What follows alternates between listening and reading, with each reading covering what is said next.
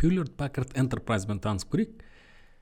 Бұл ақштың халықаралық ақпараттық технологиялар компаниясы, оның штаб-пәтері Техаста орналасқан екен, сонымен қатар Спринг қаласында екен. HP бұл бизнеске арналған шешімдерді ұсынатын ұйым. Ол серверлер, сақтау жүйелері, желілік технологиялар, контейнерлеу, бағдарламалық жазықтамасы, консалтинг және қолдау қызметі саласында жұмыс істейді. HP 2018 жылы ақш құрама штаттарының Fortune 500 тізімінде ең ірі компаниялардың ішінде табысы бойынша, жалпы көлем бойынша 107-ші орынды иеленді депті. HP ол, қараңыз, бір жағынан Hewlett Packard Enterprise деген компания, бұл HP компаниясымен шатастырмауымыз керек. HP деген кішкене бөлек. Енді Hewlett Packard HP деген компания бұрын негізі қаланған Америкадағы ең ірі технологиялық компаниялардың белгілі екені. Алайда 2015 жылы 1 қарашада бұл жерде Калифорнияның жаңағы штатында Пало-Алто қаласында құрылды дейді. Себебі Hewlett Packard HP компаниясы екіге бөлініп кетті. Яғни ол жерде HP Inc. деп аталынатын жеке компания пайда болды. Кішігірім емес, енді жаңағыдай басқа салада жұмыс істейтін ноутбуктар, жаңағыдай шағын бизнес және де үйге арналған өнімдер шығарады. Ал Hewlett Packard Enterprise, HP деп аталынатын Enterprise сөзіне назар аудару керек. Бұл бизнеске арналған өнімдерді шығаратын компания болып кетті. Және бұл компанияның өнімдері мына жерде келтірілген екен. Соның ішінде интеллектуалды шеткі желі құрылғылары Aruba Networks, Silver Peak Systems, Flex Fabric деп аталынатын брендтері бар екен. Жоғары өнімді есептеу және миссиялық маңызды жүйелер, соның ішінде Apollo бренді, Cray деп аталынатын бренді, Compute Systems есептеу жүйелері HP XP, HP Green Lake Hybrid Cloud, Edgeline, ProLiant деген брендтер өте танымал, Synergy деген бренді танымал. Сонымен қатар мынау брендтері осы есептеу жүйелері, компьютинг серверлері. Ал сақтау жүйелері, стоrage'ға келетін болсақ, тағы да HP-дің жоғары деңгейдегі бизнеске арналған мынандай деңгей жаңа брендтер бар екен. HP компаниясы туралы ресми сайтына келетін болсақ, бұл жерде қараңыз, мына жерде шешімдері. Соның ішінде қандай шешім сізді қызықтырады? Немесе продуктлері, соның ішінде жасанды интеллект, немесе private cloud, ішкі желілік дата центрлері, суперкомпьютинг, немесе есептеу жаңа compute, storage, сақтау құрылғылары, желілік құрылғылары, бағдарламалық жабдықтары, қызметтері, немесе бренд бойынша таңдауға болады. Соның ішінде жаңа айтып кеткендей HP Cray деген брендтері, суперкомпьютинг, суперкомпьютерлері, немесе HP ProLiant серверлері, компьютерлері, есептеу құрылғылары, жаңағы сақтау құрылғыларының брендтері HP Alletra, HP Aruba Networking, сонымен қатар басқа HP сервистері. Мысалы, кейбір featured products деген екен, ерекше атап өтетін продуктлерін модельдерімен жазып қойыпты.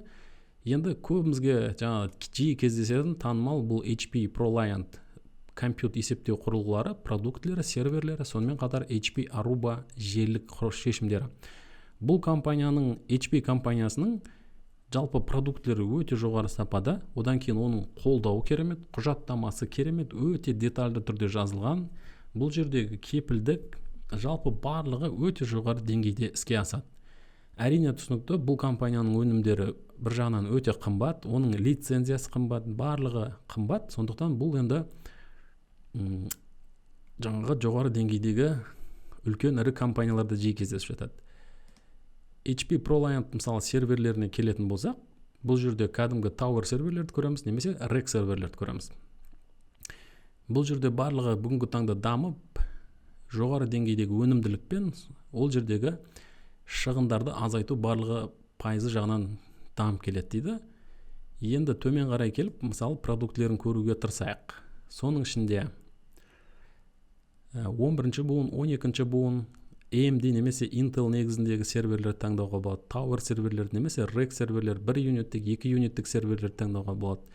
Мысалы, 1 юниттік 11-ші буын серверлерін көрейік. Соның ішінде HP ProLiant бастапқы деңгейдегі шағын және орта бизнеске арналған серверлері. Модельдерін қарастырып көрейік. HP ProLiant Dell 20 11-ші буын немесе ML, бұл жерде Dell деп отырғаны, ML деп отырғаны өзінің жаңағы нелері бар.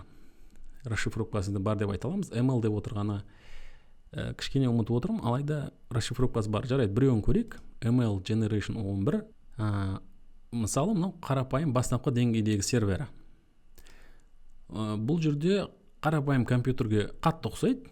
Не үшін бұл сервер деп аталады және не үшін бұл қымбат деген сұрақ туындайтын болса, мен сізге айтайын, бұл жердегі жасалған мына детальдары өте керемет. Мына жердегі қоректендіру блогы, бұл жердегі қарапайым мына кабельдердің өзі, мына жердегі аналық тақша, материнская плата, желдеткіші, оның ішіне орнатылатын процессоры, барлығы жоғары деңгейдегі жүктемеге, үздіксіз жұмысқа, жоғары сапаға, әбден тестлеуден өтеді. Жаңағыдай лабораторияда барлығын тексеріп зерттейді, оның сол дизайнды жасайды және бірнеше жылға кепілдік беріледі.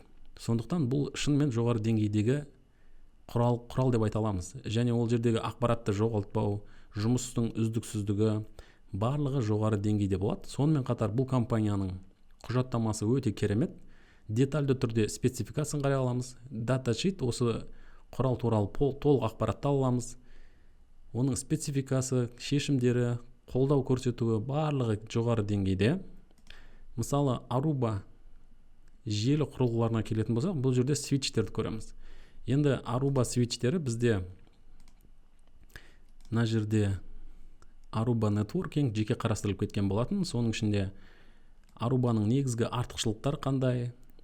Қараңыз, мына жерде оның қосқыштары, коммутаторлардың бірнеше түрін көреміз. Ол жерде PoE модельдері бар, үшінші деңгейдегі свитчтер бар, тағы да оның басқаруы, ұзақтан басқару, орталық басқару. Сонымен қатар Arubaның Access Point, сымсыз желі ұйымдастыру шешімдері, оның қай буынды қолдайтыны және модельдері, мысалы 7-ші деңгейдегі Wi-Fi 5G-ге кіріспе дейді. Және бұл стандарттар қалай қолдайды? HP Aruba желілік кіру нүктелерінің артықшылықтары қандай және оның басымдығы қандай? Бұлар енді шын айтқан керек жоғары деңгейдегі сапалы құрылғылар. Және бұлар желі саласындағы үздік шешімдер болып саналады. Бағалары өте енді бір жағынан қымбат болып саналады. Арайда жұмыс сапасы да, жалпы бұл өнімдері шынымен өте керемет.